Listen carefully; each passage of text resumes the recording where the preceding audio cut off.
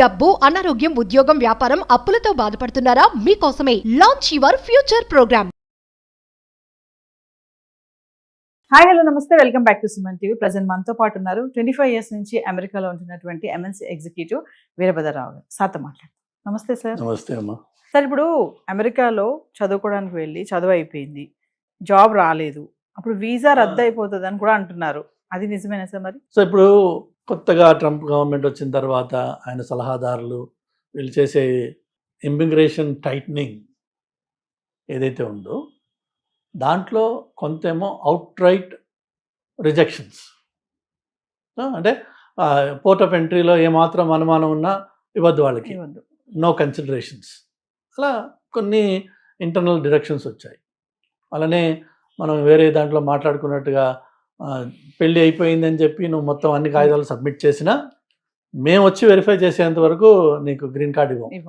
ఇంతకుముందు అంతా సైట్కి వెళ్ళి ఇళ్ళకి వెళ్ళి వెరిఫికేషన్స్ తక్కువ ఉండేవి బాగా, ఇప్పుడు బాగా పెరిగిపోయినాయి. అలా కొన్ని అన్ని రకాల పద్ధతుల్లో వాళ్ళు ఏం చేస్తున్నారంటే, ఒకటేమో out right rejection, out right restrictions, అలా కాకుండా ఇంకొకటి ఈ ఈ ఈ ఉచ్చుని గట్టిగా బిగించేస్తున్నారు. అంటే like one of the things 140K minimum salary ఇవ్వాలి అంటే మీకు ఆటోమేటిక్గా ఎంప్లాయర్ని మీరు డిస్కరేజ్ చేస్తున్నారు. లేకపోతే కొత్తగా తీసుకొచ్చేవాడిని outside of the country ఉంటే $100,000 మీరు కట్టాలి H1B ప్రాసెసింగ్ ఫీజు. అదొక విధంగా ఇంకొక డిస్కరేజ్మెంట్. అట్లానే ఫర్దర్ ఏంటంటే ఈ ఓపీటీ, స్టూడెంట్ లైఫ్ అయిపోయిన తర్వాత వాళ్ళకి ఓపీటీ తీసేస్తాం మేము. అంటే అర్థం ఏంటంటే, నువ్వు స్టూడెంట్ లైఫ్లో ఉన్నప్పుడే ఫైనల్ సెమిస్టర్లో ఉన్నప్పుడు నువ్వు జాబ్ సంపాదించుకుని ఆ జాబ్ ఎంప్లాయర్ నీకు H1 ఫైల్ చేస్తే నువ్వు ఇక్కడ కంటిన్యూ చేయొచ్చు, లేకపోతే you have to leave the country.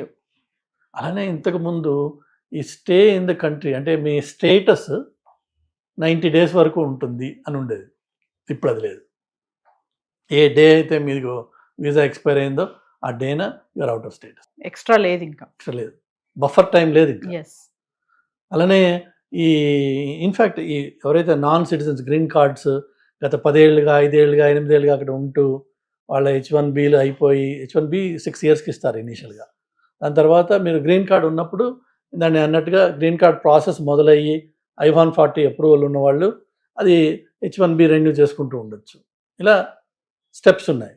అదే ఈ అప్లికేషన్స్ ఫైల్ చేసినప్పుడు చాలా విషయాల్లో ఆటోమేటిక్గా రెన్యువల్స్ అయిపోయాయి. ఇప్పుడు ఆటోమేటిక్ రెన్యువల్స్ తీసేశారు.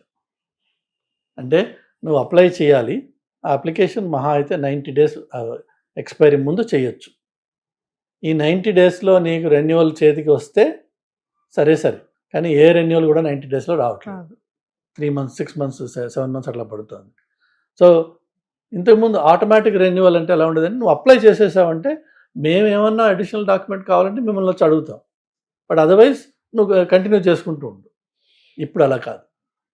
నువ్వు 90 days ముందు అప్లై చేసావు, or 120 days, whatever those limits are, apply చేసి నీకు ఎక్స్పైరీ డేట్ ముందు నీకు రెన్యువల్ చేతికి వస్తే నువ్వు నార్మల్గా కంటిన్యూ చేయి.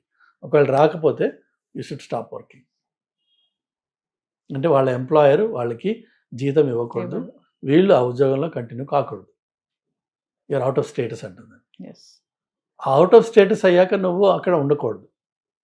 సో చాలా జీవితాలు షేక్ అయిపోతాయి. ఎస్పెషలీ పిల్లలు అక్కడ ఉండి పెరుగుతూ ఇంకా సిటిజన్షిప్ లేకుండా గ్రీన్ కార్డ్ ప్రాసెస్లో ఉన్న వాళ్ళకి చాలా కష్టతరమైన టైం. సో ఈ విధంగా ఏంటంటే ఎక్కడికక్కడ ఇమ్మిగ్రెంట్స్ని అమెరికాలో తగ్గించేయాలి అన్నది మెయిన్ టార్గెట్.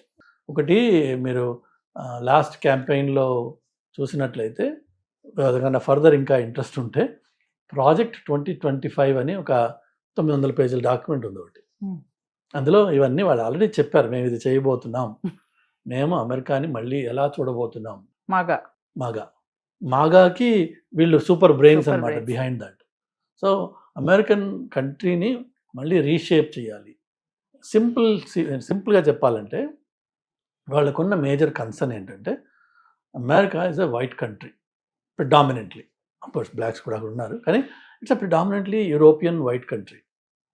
అండ్ వాళ్ళకి భయం చాలా చోట్ల వైట్స్ మైనారిటీ అయిపోతున్నారు, ఈ బ్రౌన్స్ వీళ్ళు వచ్చి మెజారిటీ అవుతున్నారు, వాళ్ళ పవర్ వాళ్ళ నుంచి పోతుంది. అలానే పవర్ అనే కాకుండా మీకు ఎంత అన్నట్టుగా ఈ పండగలు పబ్బాలు గుళ్ళు Yes. గోపురాలు ఇవన్నీ పెట్టేటప్పటికి బేసిక్ సొసైటీ స్ట్రక్చర్ మారిపోతుంది.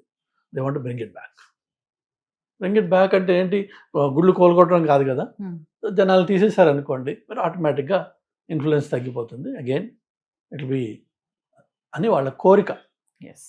మోస్ట్ లైక్లీ అదే దారిలో నడుస్తుంది, అదే అవుతుంది కూడా, అది విషయం.